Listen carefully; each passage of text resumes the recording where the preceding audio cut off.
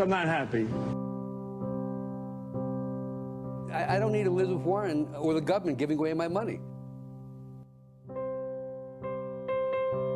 Calling Mike Bloomberg an oligarch has implications in this country that I think are unfair and unreasonable. I care.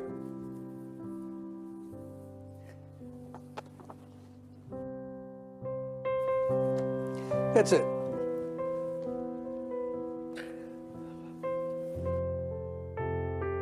Makes you think of some rich person who got their money off of oil in Russia, who's taking advantage of a broken and dysfunctional system. Bernie Sanders saying, the country's corrupt, our system's corrupt. Be careful about that language, Bernie. You know, be careful. Oh, well, I'm sorry.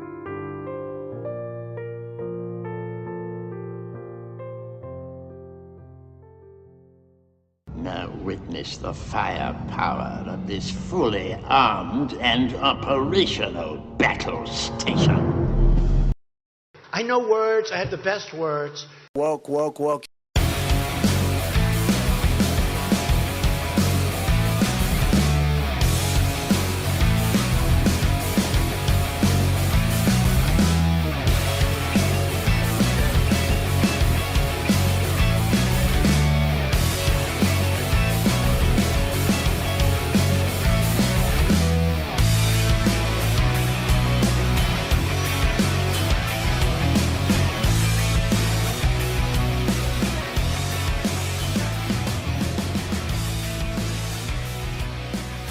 The nation,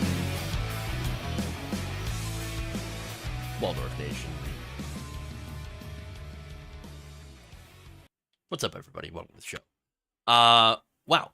Okay, so we got a great show. It's Tuesday. We're gonna dive in. We're gonna have some fun. We have Republicans embracing woke. What? Well, hold on. Woke cars.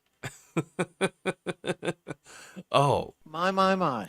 Interesting. Fun times. We have Donald Trump, of course, raging about potential indictment. We'll talk about that, of course. We have Florida Republicans that are saying, oops, we may have made our anti-immigration bill too hateful. Yikes. Interesting. Lots of fun. DeSantis, of course, signs a bill to screw over poor people who are renters. Disastrous piece of legislation, of course. And then Big Pharma is not happy about having to negotiate drug prices with Medicare. And so, of course, they're suing. Wow. Okay. Anyway. Okay.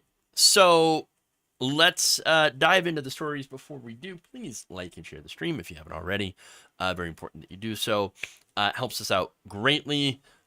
Super chats, bits if you're on Twitch, gift in subs. You can gift memberships and subs on YouTube and Twitch respectively. All that wonderful stuff. With that, why don't we start out with woke cars? That's right. The wokers.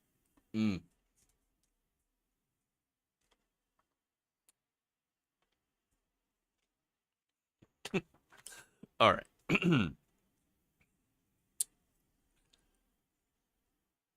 Go woke, go broke?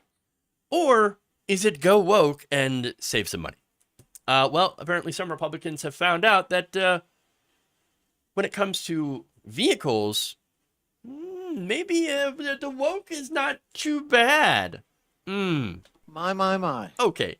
So now let's get some details. According to a recent Washington Post article, there are conservatives in deep red areas that have decided to, trade in their gas guzzlers for electric cars. Interesting. So now in at least 2 deep red Texas counties, EV purchases have now eclipsed the national average.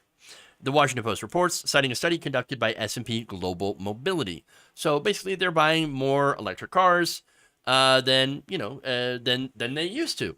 Well, I suppose that's a good thing. Now, the EV market share for new vehicles has hit 8.7% in Collin County and 7.3% in neighboring Denton County, both significantly higher than the 6.2% national average. So, look, there are issues, of course, with electric cars, whether it be the lithium that's required in the batteries and how you're able to charge them and the power grid that supplies the energy for charging. But nonetheless, seems to be going in a more positive direction than just allowing relaxed fuel standards and cars that emit tons and tons of CO2 into the atmosphere. So I'll take it. Now, that said, some Republicans admitted that they did that they bought these electric cars because not because they care so much about the environment, but because they actually wanted to save some money on gas. They also cited things like better performance, style, high-tech features, things like that. For example, Tony Federico is an ex-Marine who votes Republican, a proud Republican. Oh, yeah. But he also leads a local Tesla owners club. Now, look, before Elon Musk basically showed his ass to the world and how much of an idiot he is considered to be someone who is leading on the electric car front. And so, he got a lot of, I think, undue praise for that. But when it comes to the actual technology, it's not, again, great, and it's not really going to get us out of the climate crisis, but every little bit is going to contribute. That's the way that I look at it. That said, you have conservatives now that are like, woke cars? Not so bad. Hey, electric cars, not so bad. It's actually going to save me some money. So now, he told the Post, first, quote, I think selfishly it was, how's this going to help my pocketbook? Hey, look, to be fair, that's a perfectly valid reason to go and do something. Spend money on something that, again, is going to be slightly less worse for the environment than when it comes to, driving gas cars. Okay. So now, Tony also went out of his way, though, to make sure to virtue signal that he is not doing it for the environment. Because, of course. It's not a serious consideration in my purchasing decision. No, not serious at all. You know why? Because, that would be Marxist communism. I am not one of those Pink-haired communists. No, I'm not at all. No, I only did it for very, very selfish reasons that it's going to save me money on gas. Because I won't have to do gas. Instead, I could just charge my car. Yeah, that's right. That's right. I only care about me. Screw you. Screw the environment. I do find it hilarious. And I know that's an exaggeration, but how people on the right do have to bend backwards in order to virtue signal that they really don't care about the environment because I've studied, I've cited surveys before where apparently there are men out there on the right wing that think it's feminine to actually care at all about the environment, whether it be using a reusable bag or something like that. It's considered to be girly. Like there's something wrong with a man that actually cares about, not destroying the environment. Beta male. Yeah. Okay. Anyway, so it's funny, but look, hey, the way that I look at it is, for one, it's pretty stupid to sit there and virtue signal like that. And secondly, if you're getting something that is better for your wallet, and again, is a little bit better for the environment, okay. But, well, that's two good things. Whatever.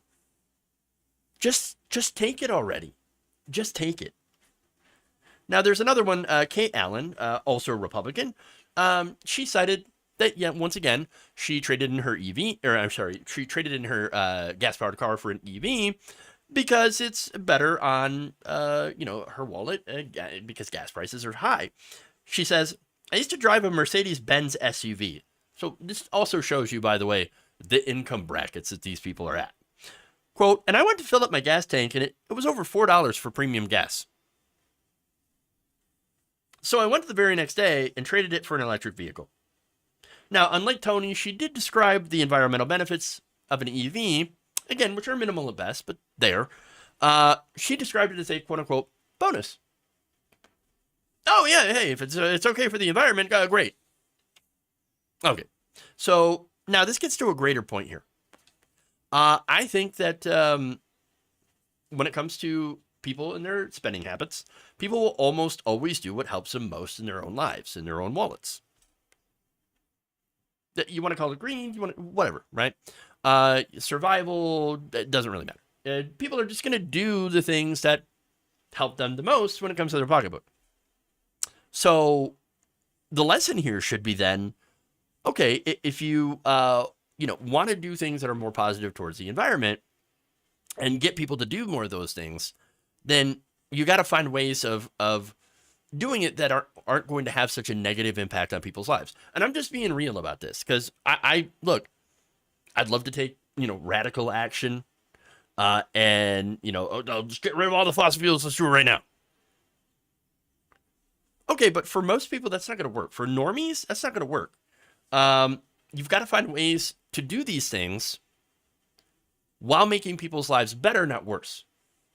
Because if you're going to do something that, yes, is going to help the environment, and I'm all for that, but it's also going to hurt a lot of average people, then who do you think is going to push against it? And by the way, it's going to disproportionately affect the poor.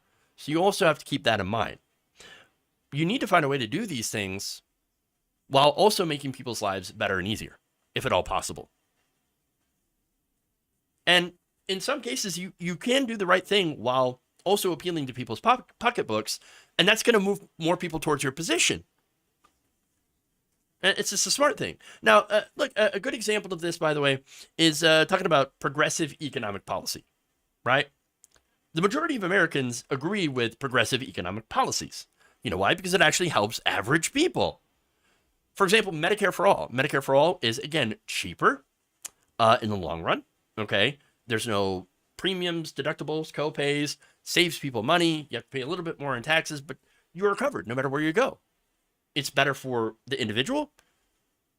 Almost, nearly 50,000 people die every year because they can't get medical coverage in the United States. This is an issue that only happens in this country. And everybody complains about their incredibly high insurance premiums, prices for prescription drugs, et cetera, because of our privatized healthcare system.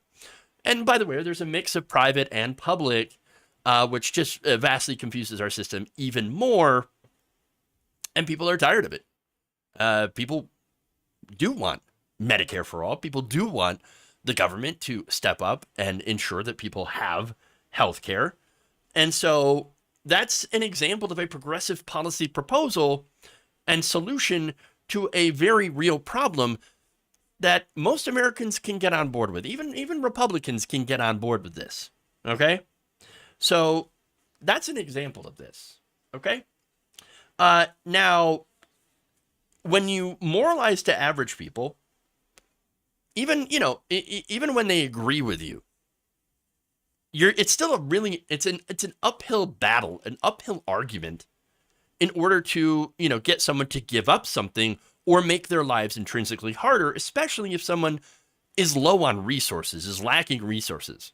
And that's something that I think liberals have to understand as well, is that you're not going to get a poor person to make their lives harder, even if they, again, agree with you on substance and say, yes, of course I want to do something for the environment. I want to help other people, but also I need to eat. I need to have this, you've got the Maslow's hierarchy of needs, et cetera. And so you might want to do the right thing, but you also might not be able to do the right thing.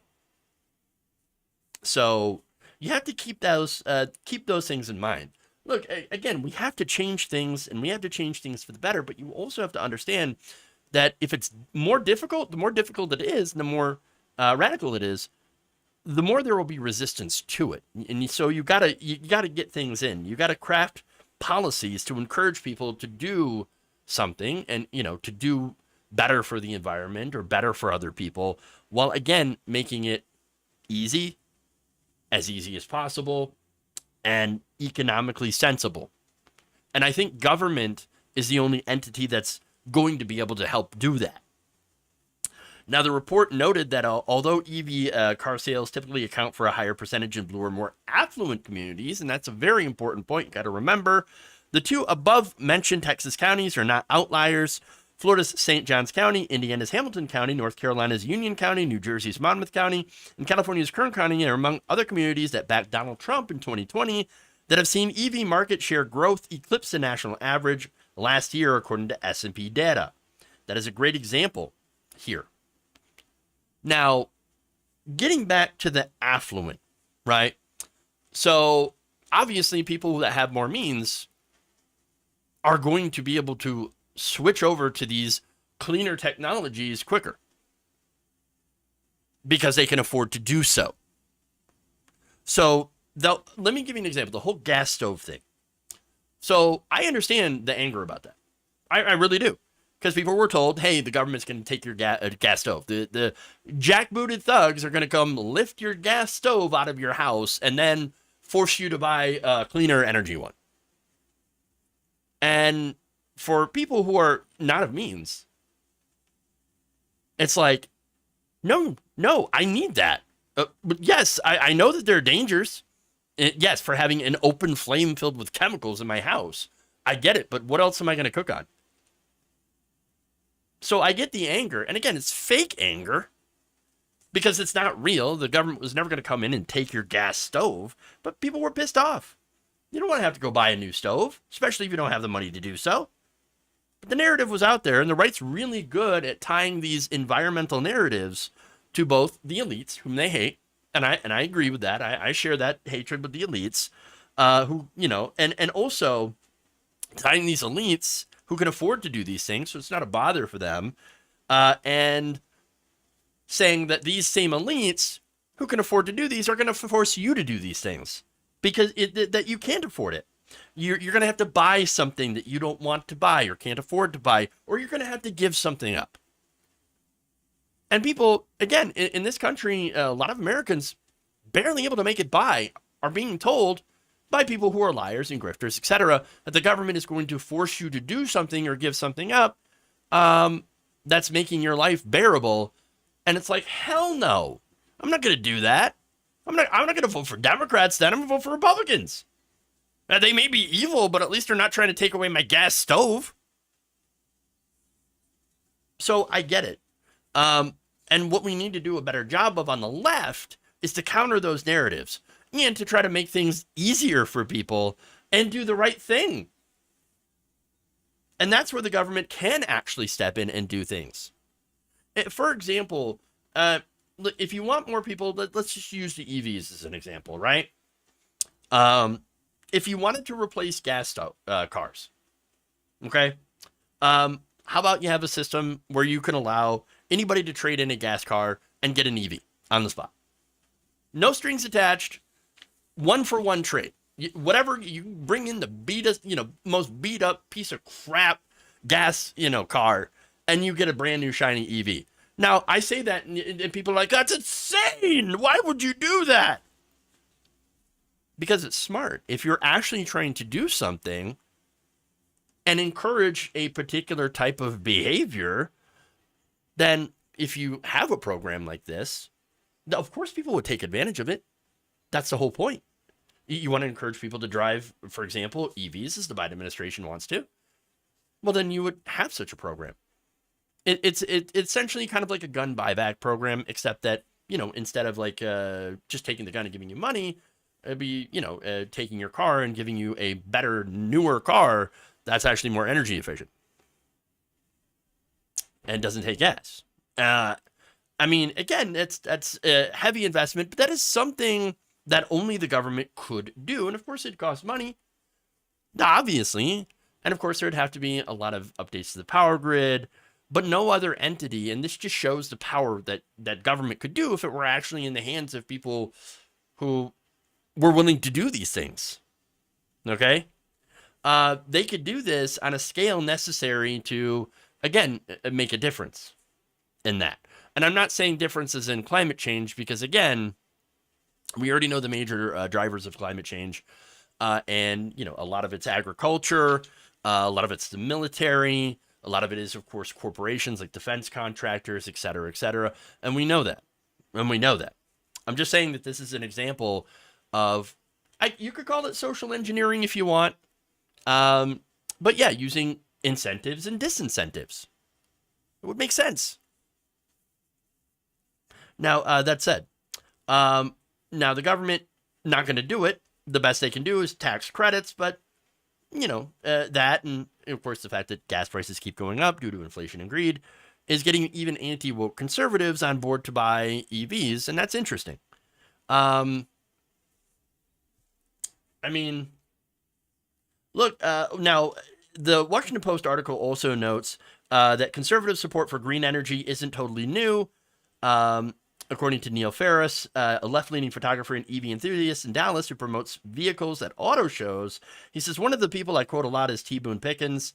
That's the oil billionaire and Republican donor. He said, quote, yeah, let's do solar, let's do wind, because if we do, then the oil will last longer. Well, I mean, that's weird. Look, at the end of the day, we got to start doing something. Whether it be, small things. I know that in this case, things like the plastic straws or whatever, not going to really make a big difference, right? And so, but we have to do at least some things in order to make some sort of impact. It's not going to be much, again, because we know the major drivers of climate change. But if we can start to try to push for more sustainability and, maybe not putting so much carbon out into the atmosphere, and push our government officials to actually start to, do more things to encourage, better, consumerism. Because like it or not, and I don't, we're kind of stuck in this system. And so until that changes, it doesn't really do any good to sit there and bitch about the system that we're stuck in if we're not actually changing the system. You see what I mean? And so doing the best that we can within this until that changes, that's really what we can do. And so, look, I'll take whatever small wins I can get.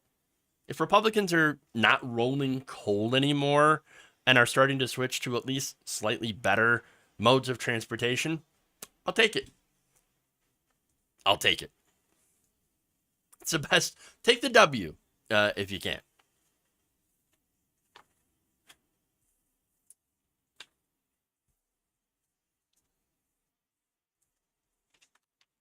More sustainability is only going to come with fewer cars, regardless of the engine. Yeah, try to convince Americans of that, Jeff. You're not in America. I don't think you quite understand the emphasis on individual car ownership. That's going to be super hard. And I'm not saying you shouldn't try, and we shouldn't try, but it's going to be really, really difficult to switch people out of that. Much more difficult than I think you could imagine.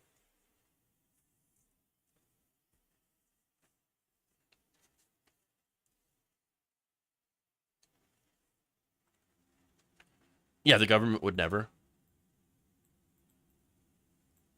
Yes, the production of EVs.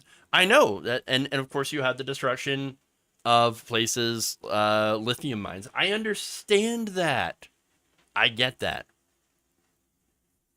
Would it be great if we actually had more public investment in public transportation? Absolutely.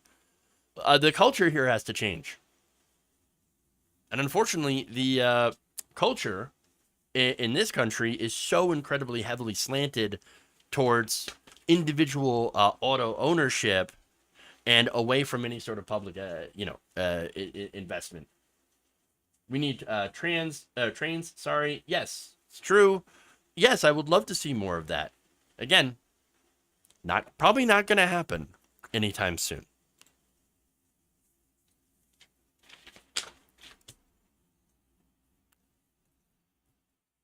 Yeah, thanks, Car Lobby. It's true, though.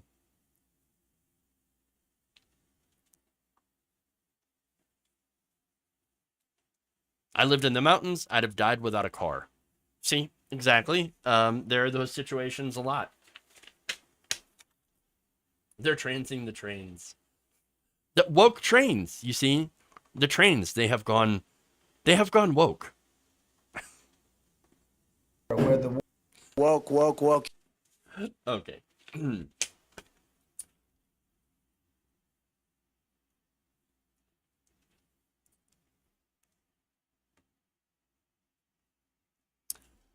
U.S. culture has to change. One reason why progressives should push topics like city planning way more. Yes, but you don't understand. City planning, you say that to a conservative, what are they going to think? Pink-haired communist. Exactly. Even though it's a smart idea, but we have to figure out the messaging and most importantly, get people into place who will actually do these ideas. Because unless we actually have any power, which we don't, all this is theoretical talk.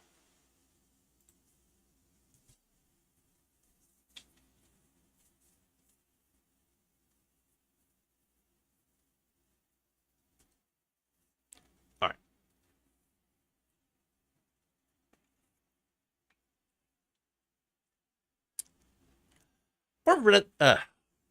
Former President Donald Trump is not happy after reports that he could maybe possibly sort of be indicted in the Mar-a-Lago documents investigation. I am, of course, a bit skeptical, but nonetheless. On Tuesday, he took to his favorite social media. Truth, essential. And blamed the Marxists. How can DOJ possibly charge me, who did nothing wrong, when no other presidents were charged, when Joe Biden won't be charged for anything, including the fact that he has 1,850 boxes, much of it classified, and some dating back to his Senate day, when even Democrat senators are shocked. I literally have no idea what he was talking about.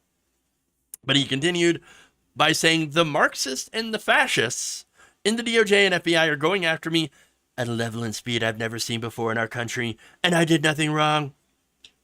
He then reiterated, of course, the Biden documents, thousands of documents, he said. It went from 1850 to thousands of documents in many locations, some illegally taken from skiffs when he's a senator, a big portion of which were classified. He didn't want to give them back and still doesn't. Wait, what? Nothing happens to him. With same reasonable prosecutor who correctly exonerated Mike Pence, I have a much different prosecutor, a Trump hater. Mike Pounds. Okay, well, all right, so, not going to surprise you, but a lot of that was just flat out lies, but it's a day that ends in Y, so big surprise. Ooh, shocker. Biden's attorneys, let me give you the facts on Joe Biden. So, did they find documents at Biden's residence? Of course. Biden's attorneys discovered the president had classified materials from his time as a vice president. So what happened? Joe Biden gave them back. That's it. They asked for him back, and he gave them back. Wow. He immediately returned them to the National Archives and permitted a search of his private residence in Delaware that had turned up additional documents that were also returned. Ooh, okay. But hey, what about Mike Pence? Mike Pounds. Attorneys for Mike Pence also found classified materials at the former vice president's residence in Indiana, which were, again, immediately returned to the National Archives, and the DOJ then closed its investigations into that matter and found no evidence of criminal wrongdoing. And, okay. If Donald Trump had returned all the documents, then we would have avoided all this. Like, that's it. Look, I think it's right that Mike Pence was in charge. Mike Pence didn't do anything wrong. Joe Biden didn't do anything wrong. Donald Trump, if he had returned them, all of them, when they had asked, wouldn't have done anything wrong, and everything would have been fine. This is a problem of his own making. That's really the entire thing. This is an issue that he created on his own by being an obstinate ass and not returning documents when he was asked to return them. So he returned some documents. I returned 15 boxes. Yes, but when they asked for all of them, you return all of them. There shouldn't be a question here. When they ask, hey, you have documents, please send them all back. You send them all back. And if they belong to you, then they'll be returned to you. That's how it works. Seriously. Now, that said, Pence and Biden handled this correctly, And so, of course, it makes sense that they weren't, charged or anything like that. And that's fine. Now, that said, is Trump going to get charged? I'm skeptical. Even though, again, you have special counsel Jack Smith apparently having a tape of Trump bragging about having classified material about attack on Iran. But so far, Trump's lawyers say they can't find that document in question. So was this Trump's braggadocio and him just saying, oh, I've got these documents about Iran I can't show you, but actually not having that actual document? Or is there a document and did it go missing? And is there like some sort of I don't know, like a pool that drained into a server room that to hide evidence? I don't know. I don't know what's going on. But again, the reason I'm skeptical here, as far as Donald Trump being, indicted, Donald Trump has power, and powerful people are almost never held accountable. And right now, look, both sides are worked up. You got liberals that are worked up. They think you're finally going to nail Trump. And the right thinks that this is just nothing more than an effort to get Donald Trump. But I'm sitting here like, do laws apply to people? And honestly, I can't say that that's the case. I just don't know. There's more. Trump then also alleges election interference. They don't want to run against me. I ran twice. I did much better after the second time, getting millions and millions more votes than the first. A record for a sitting president. And I'm leading Biden in the polls by a lot. Biden is actually doing pretty poorly in the polls. He's like 35%. So, yeah, he's in a little bit of trouble. Then says, they're the party of disinformation. They're using the DOJ and FBI against me to rig, with 2 G's, the 2024 election. They'll hit Hunter with something small to make their strike on me look fair. Nothing about these fascists is fair and honest. Fight. He adds, they're going after me as retribution for the Republicans in Congress going after them. The difference is they've created major crimes. I have created none. Creating crimes? Why would you create? None of that makes any sense. Here's what I think is going on. Donald Trump's doing his usual rage fest in order to whip up his base, of course, and also to try to find some way to ask his supporters for money. I mean, what else is it about? That's it. And now, look, again, at the end of the day here, I'm going to be skeptical until there is an actual indictment. And even if that happens, I'll be even more skeptical until the possibility that Donald Trump is held accountable. Look, Donald Trump doesn't get held accountable for anything except for things that he can pay his way out of. So, I mean, aside from that, I'm going to remain skeptical until something actually happens. Regardless of, again, I think what he did was wrong. And I think there was obstruction. But again, it's not really about what I think. It's about what people are willing to do in power in holding a person with power accountable. And I just don't see it. But prove me wrong.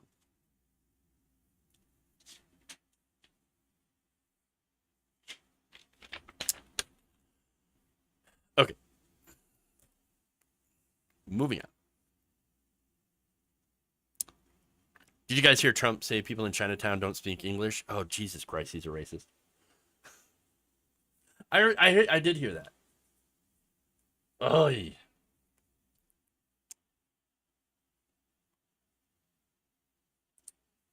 Okay.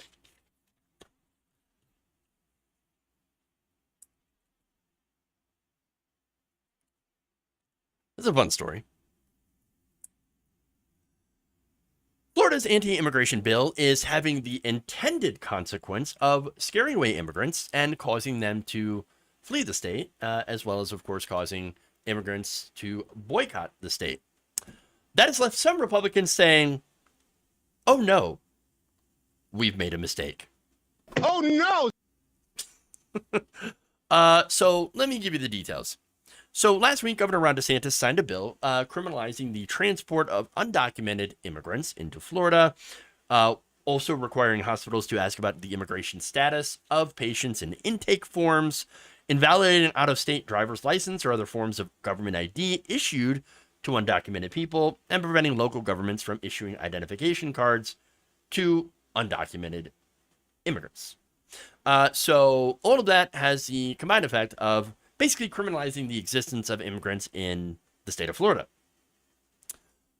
Turns out that might be a little bit of a problem for Florida, because even though this has been the right wing's dream for some time, there are some out there, Republican officials specifically, who are not happy with this. They're not cheering.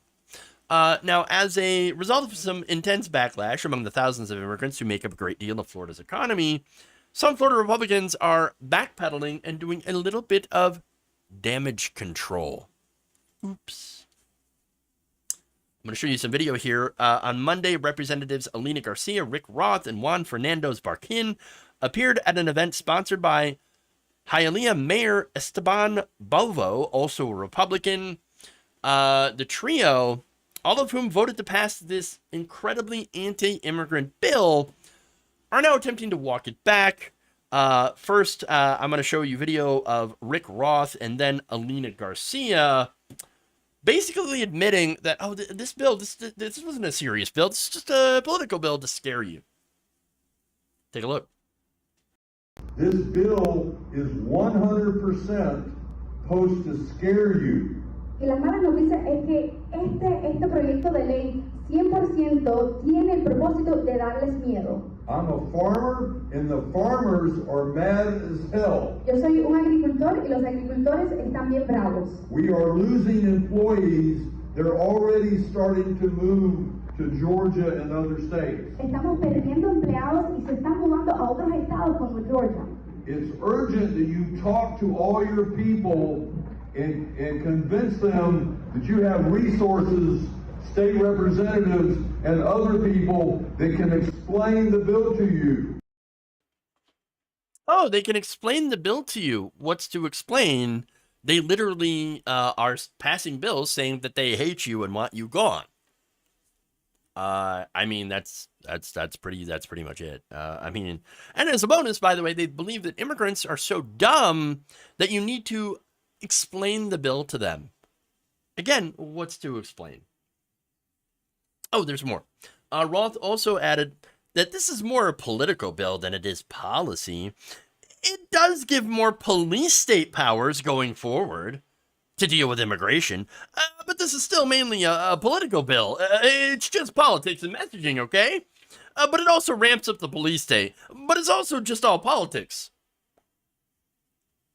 Backpedal, backpedal, backpedal. Wow. Oh, I'm sorry. Did you get exactly what you were wishing for and now regret it? Oh, is that the consequences of my actions? My. Oh, isn't that interesting? Oh, isn't that interesting?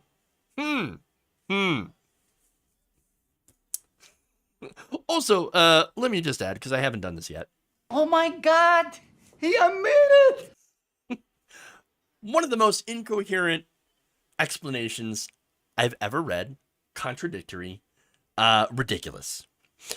How is this better? I mean, again, they basically just admitted that, oh, yes, so, we as a Republican Party, we passed a bill about how much we hate immigrants and how we want you gone, and we despise you, and we did it only because we wanted to appeal to people who also hate you and want you gone, but at the same time, it turns out we actually kind of need you because our economy, it runs off your labor, and we knew that the whole time. We didn't think you were actually going to leave, but, oops, we made you leave by telling you how much we hate you and want you gone. Oops. Yeah. Wow. It turns out when you tell people that you hate them and want them gone, they're going to leave. Yeah. Weird how that works out. Okay. Now, the next video here is Representative Alina Garcia, who's basically just going to agree. Take a look. This is a bill basically to scare people from coming to the state of Florida, and I think that it's done its purpose. Oh yeah, it has definitely done its purpose, in more ways than one. This is a hilarious backfire. Which, by the way, I don't think the story would have gotten as much attention and as much backlash had Latin aid truckers not rallied people to boycott the state. Again, Latin aid truckers got together and they organized with each other, and I think this is awesome and base as hell, to, tell people, hey, we're not going to deliver in and out of Florida as a result of this racist ass law. Not going to happen. So I just want to give a huge shout out to the truckers. This is a big W. And not only that, but all those who would join the truckers, all the streamers and people that have talked about this and spread the word on this in social media. They led the charge against this bill. And even though it passed, it at least got the crafters to admit that, oh, yeah, this is what we really had in mind. And, oh, yeah, I guess we got what we wanted. And turns out it's not really what we wanted. I mean, they're admitting that yes, they crafted and voted for this policy just out of sheer hatred for migrants and for political reasons. That's it. The hate has been weaponized and used as a political tool in order to get racist-ass white voters to vote for them. Even knowing that, again, immigrants are such a hugely important part of the Florida economy, but also the U.S. economy, and deserve to be treated with respect and humanity instead of used, exploited, and demagogued by these, hateful politicians that serve Ron DeSantis and their donors. And by the way, the donors are also probably the ones that are telling these politicians, oh, you done effed up, sir. Now, look, Roth said, I'm a farmer and we're very angry. Gee, I wonder why that is. Oh, it could be because your product is rotting in the fields because no one wants to work in it. Because you chased off migrant labor who did the majority of the work. 50% of the agricultural sector in Florida, no, I'm sorry, I think it's 3/4 of the agricultural sector of Florida is made up of migrants. Oops. Oh, you're going to chase those people off? Or you're going to tell them they're not welcome here and criminalize them for even being here at all? Oh, well, I'm hey, you get what you deserve. F around and find out. And hey, that's ultimately the biggest lesson here is be careful what you wish for, because it will have intended consequences.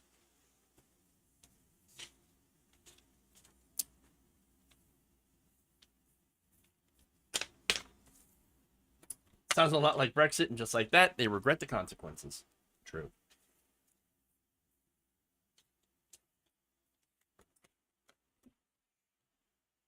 All right, let's move on to DeSantis.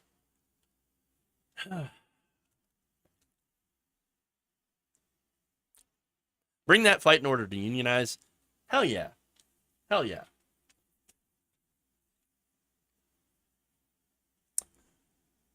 Last week, Florida Governor Ron DeSantis signed a bill to screw over poor people, specifically renters. So now the bill, HB 133, allows landlords in Florida to charge charge tenants a non-refundable, limitless, recurring fee instead of a security deposit, or what's been dubbed junk fees. So lovely. Empowering, landlords to be even more terrible. Great.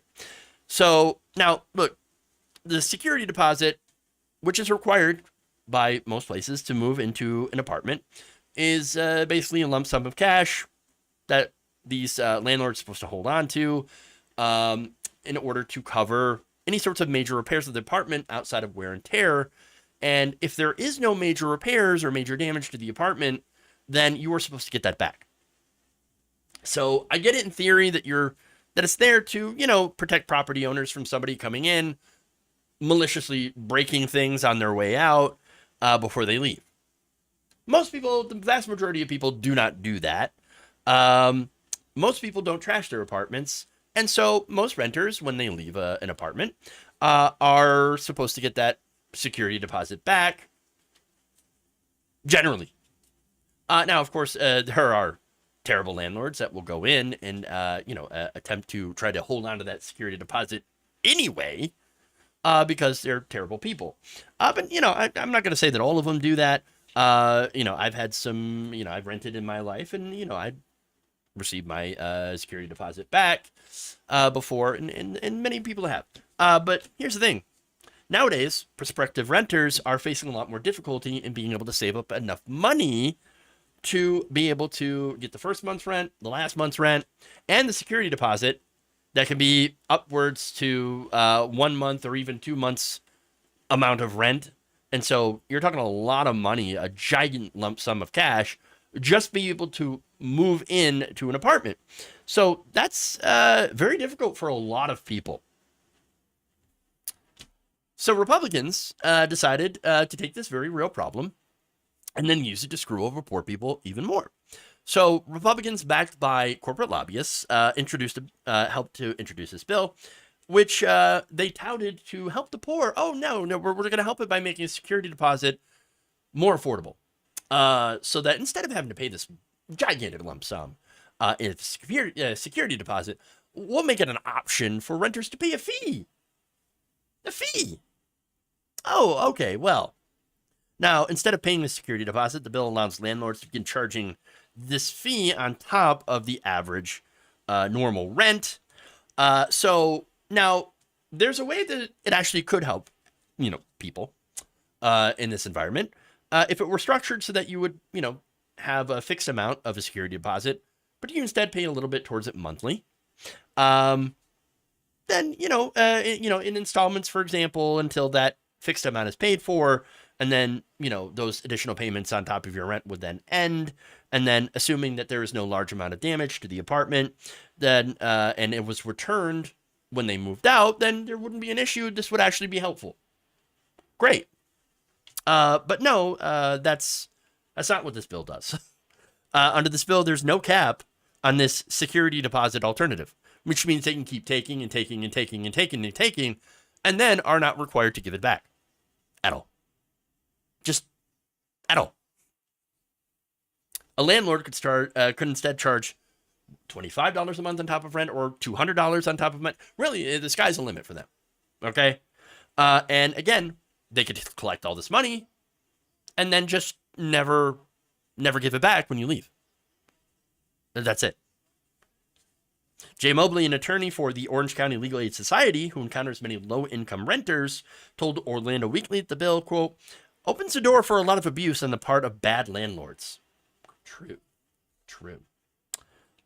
Mobley says there's no cap on the fees. As written, this legislation leaves working-class renters that are experiencing an affordable housing crisis vulnerable to predatory business practices. Oh, I'm sorry. This is according to a letter urging DeSantis to veto the bill last month, sent by a coalition of advocacy groups. But you can see, of course, Ron DeSantis ignored it completely because, he doesn't care. They also mentioned that the state is facing a housing crisis and our communities are being exploited for profit. Welcome to capitalism. Welcome specifically to Ron DeSantis land, Republican corporate governance. Now, it's not going to surprise you. Who backed this? As I mentioned, landlords, lobbying groups.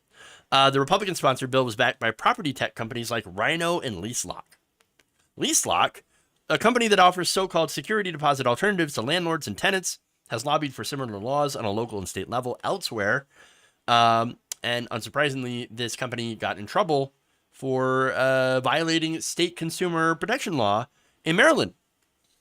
Maryland state attorney reached a settlement with the California-based company, which is blocked from offering such alternatives to landlords now in that state, saying, quote, LeaseLock's program effectively had tenants paying their security deposits monthly, but at the end of the lease, tenants got nothing back. Maryland State Attorney General Frosch said in a statement, at the time, under the settlement, tenants will get their money back from LeaseLock unless the funds were lawfully withheld for past due rent or damage to the property. However, Florida's HB 133 doesn't require landlords to offer the security deposit alternative. Republicans like Jim Mooney say, well, it's a choice, not a mandate. And how's that supposed to be better? Besides, as State Representative Anna Escamani of Orlando told the Orlando Sentinel back in April, for people who can't afford a security deposit, it's not really much of a choice. So yeah, you either can't afford to, pay this ridiculous amount, which again, landlords can put at any level, at any amount they want, in order to maybe even encourage people to do this. I mean, I could see landlords now going from, $500 security deposit. Well, let's make it $5,000. And somebody is like, I can't afford that. Oh, don't worry. We've got an alternative for you. Just pay us in perpetuity as long as you live there. And then honestly, if that happens, they're going to make more and more money and never have to return it. So that's exactly what could and probably will happen now that this bill has been signed into law by Ron DeSantis. In fact, here's what Escamani said, quote, "A never-ending fee compared to paying $2,000 up front is for many people potentially cheaper. But if I don't have $2,000 and the legislature has offered no caps on security deposits, which there should be, then of course, I'm going to choose your perpetual fee." It's not designed to protect the tenant at all. Going back to Mobley, who said, "A security deposit covers the tenant's liability for damage. This fee does not, unless the property owner decides to purchase an insurance policy, which benefits only him, only the landlord, and not the tenant. You have someone who's paid for an insurance policy product through a landlord for maybe a couple of years, and at the end of it, it doesn't benefit the tenant at all because they're still responsible for some of the damages." And unsurprisingly, the lobbyists love this bill. Republicans love this bill. But wait, Democrats also love this bill. Orlando area Senator Linda Stewart and Senator Jason Pizzo, a South Florida Democrat whose family happens to own property management company in New Jersey, voted in favor of the bill. To show you how terrible the Florida Democratic Party is, Pizzo has been tapped to become the next Florida Senate Democratic leader following the 2024 elections. So, and of course, they also famously brought us Debbie Wasserman Schultz. Lovely. Florida Democrats, for the most part, terrible. For one, they can barely win any elections. And they join with the Republicans often to screw the poor. Again, not all of them. But I would say that this is one of the worst Democratic parties in the country, and that really does say something. I mean, the last Florida Democrat to lose to Ron DeSantis was Charlie Crist, and he was a former Republican, one of the worst. That's where they're at. And look, that's part of the reason Florida is such a hellhole. Republicans are destroying the state. They're chasing out immigrants, LGBTQIA plus people. They're crushing the poor, and Democrats will sit there and watch because either they're powerless or in some cases they can't wait to go and help Republicans crush other people, especially poor people. One of the few people that are progressive in Florida is Representative Maxwell Frost. Now, Maxwell Frost is, again, only one person. He's based as heck. A great guy, but he's only one guy. Now, he is correctly going out there and calling DeSantis what he is, a fascist. But where's the rest of the party? Where's the rest of the Democratic Party in supporting and joining Maxwell Frost? Whether it be the state party or, other Florida representatives. Not there. They're just not there. They're silent, and in many ways complicit. So that's the situation in Florida. It's a disaster. Okay. Note to self, do not move to Florida. Maxwell stands alone. Unfortunately. And there are good progressives in Florida.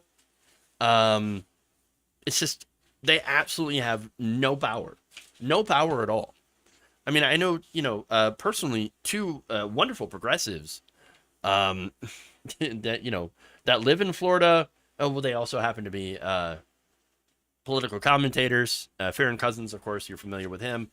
One of them. Poor guy is in the middle of I mean, he's in the belly of the beast. And, yeah, I'm pretty sure he's got some horror stories. Yeah. Nicole Sandler is another one. Bernie Sanders, progressive. She also does a radio show out of Florida, and again can attest that it's just a disaster. Bo the Fifth Column is from Florida as well, or lives in Florida as well. Damn. So yeah, there's another progressive. They're there, but man, massively outnumbered.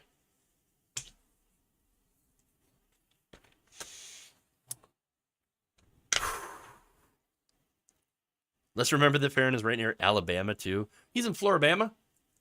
Damn.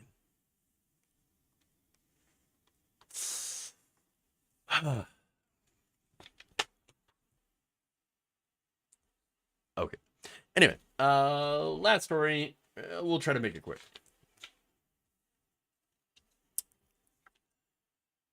Pharma giant Merck is suing the Biden administration over not being able to screw over the taxpayer. Now, the lawsuit filed by this giant pharmaceutical company in Washington, D.C., centers over a recently enacted law that empowers Medicare to directly negotiate the prices of a small number of high-cost prescription drugs with drug makers. So this was part of the Inflation Reduction Act. Look, this part with Medicare negotiating prescription drugs was incredibly weak. It was very, very limited. And still, this is too much. It's far too much for Merck. Because, of course. Now, Merck's lawsuit characterizes the drug price negotiation policy established by the IRA as quote-unquote tantamount to extortion. Wow. And claims the singular purpose of this scheme is for Medicare to obtain prescription drugs without paying fair market value. I'm trying not to swear. Okay? But wow. Fair market value. Please. Really? Wow. No, these companies, they don't charge fair market value.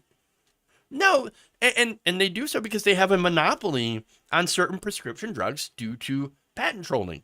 They take out these patents for 30, 40 years, sometimes 100 years, and sit on it so that there are no, generics that can be made. They sit on the formula. They barely even improve it or do anything to it, and then charge just ungodly amounts of money for life-saving prescription medication. That's what they do. And they want to sit there and complain about fair market value. Oh, how dare you not let us price gouge people? No, it's utter bunk. Now, the lawsuit against the HHS and the Centers for Medicare and Medicaid Services also alleges that the drug price negotiations, quote, made a mockery of the First Amendment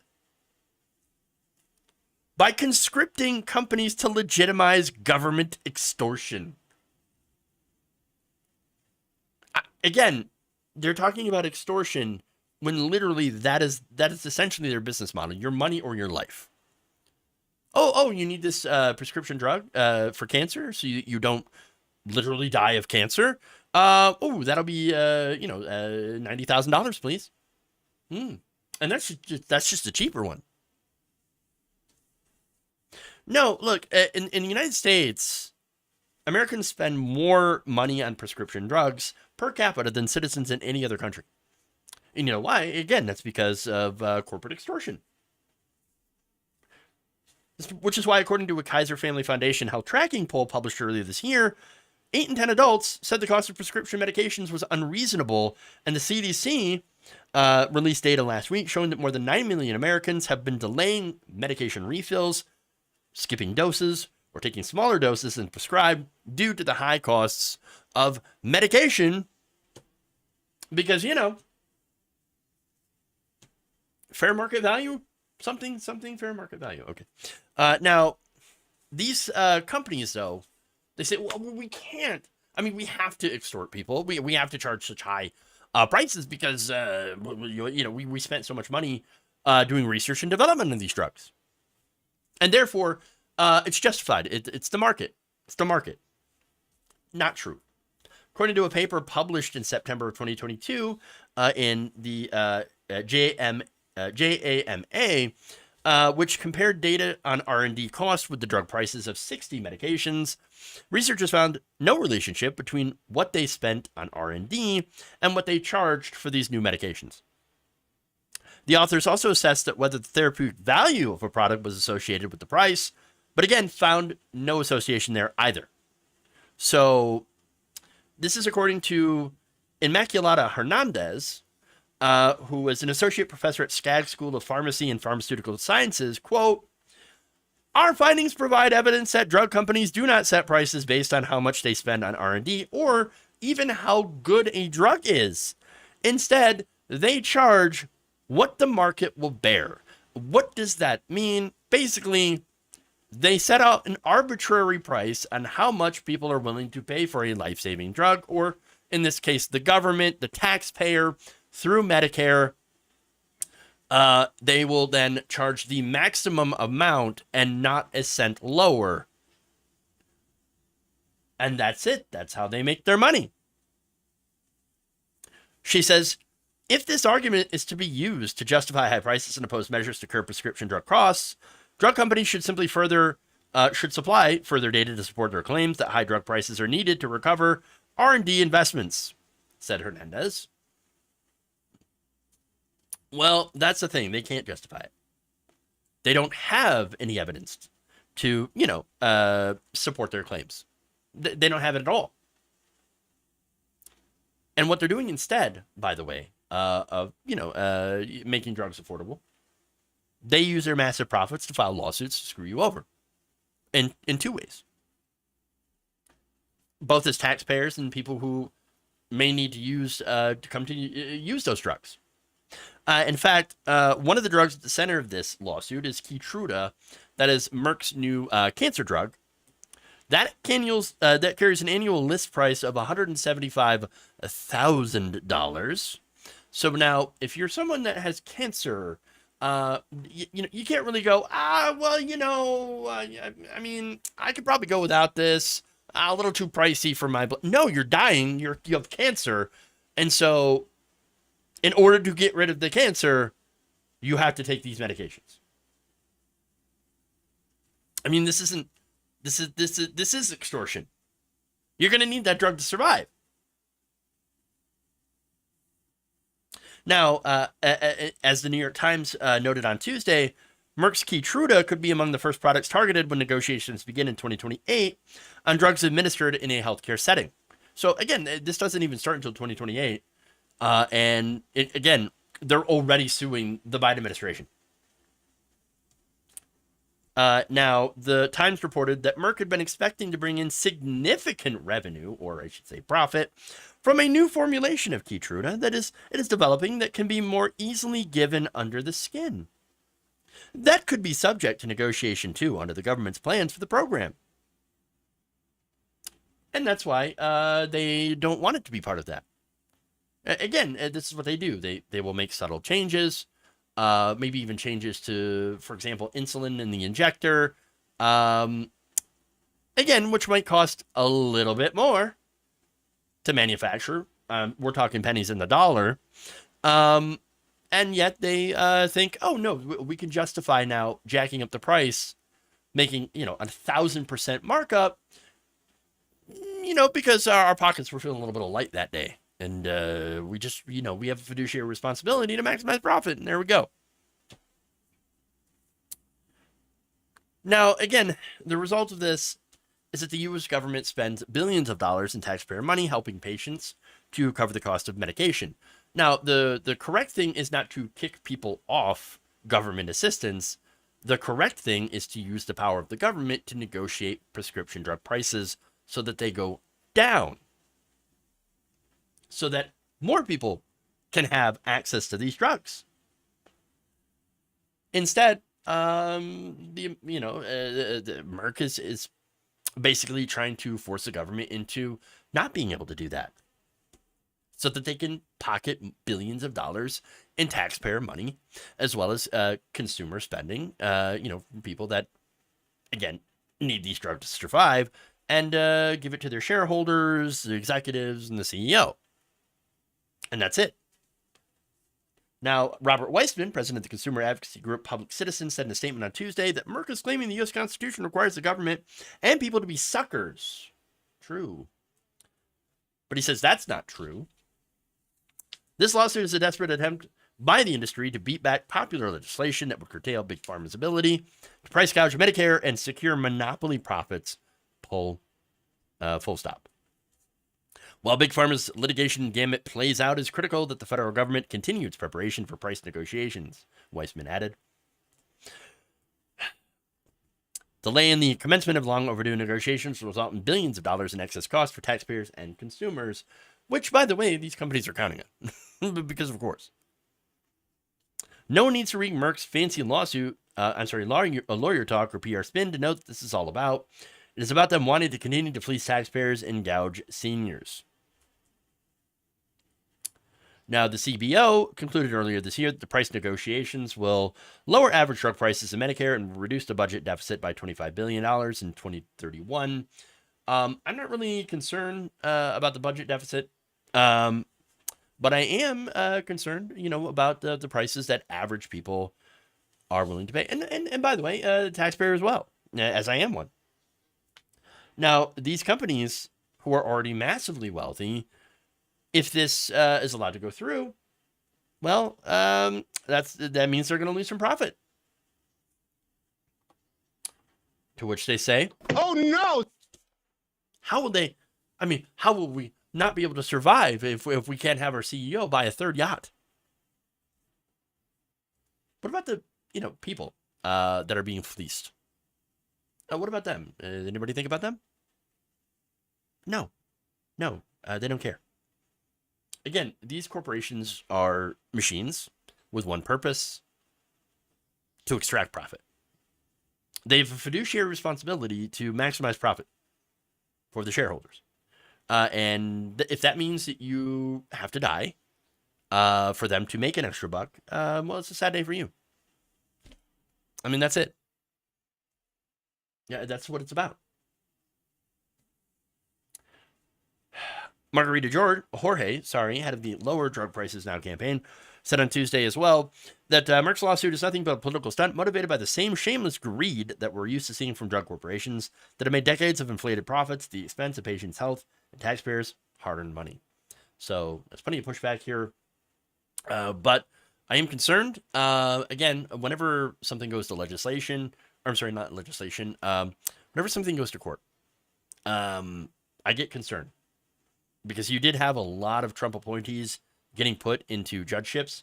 And you also have, if it gets to this point, a Supreme Court that is wholly owned by corporations and looks out for incredibly wealthy billionaires and big companies. So it's always my concern when there are these kinds of corporate lawsuits, which, by the way, could possibly hold up legislation. Doesn't necessarily mean that it has to, but it could.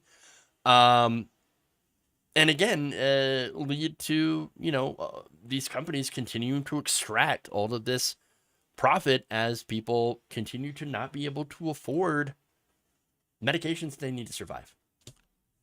It's just absolutely horrifying. And another example of how, unfortunately, in the United States, we are living under corporate rule.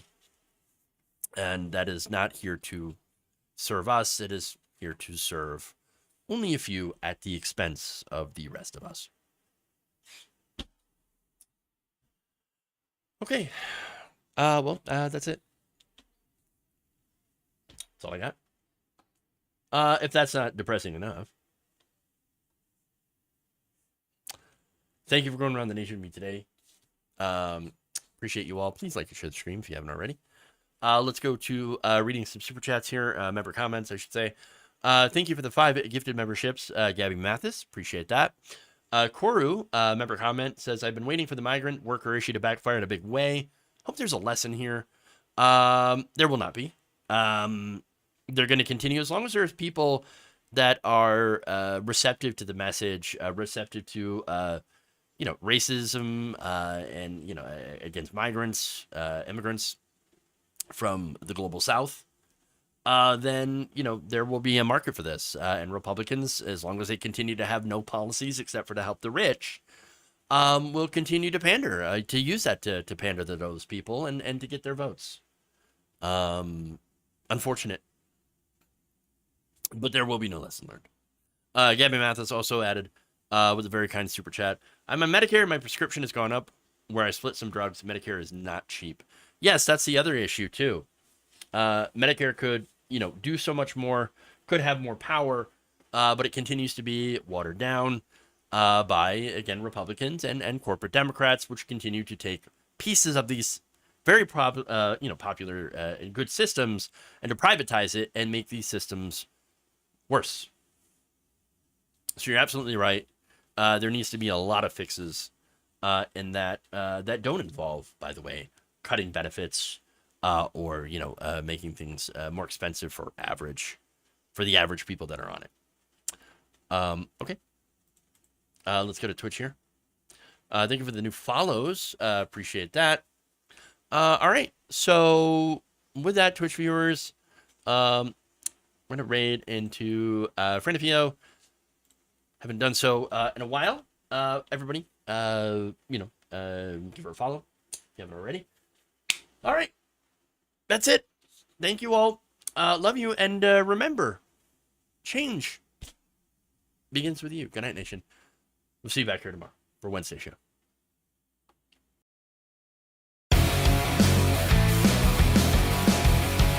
Amazing. It's not a salami sandwich. Disappointed! Obama.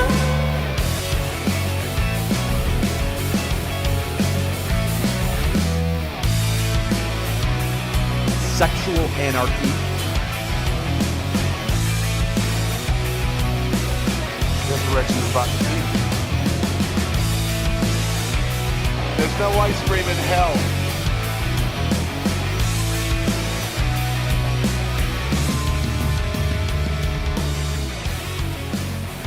You're kicking me out the door. You're kicking me out the door. Up yours, woke moralists. We'll see who cancels who. Woke, woke, woke.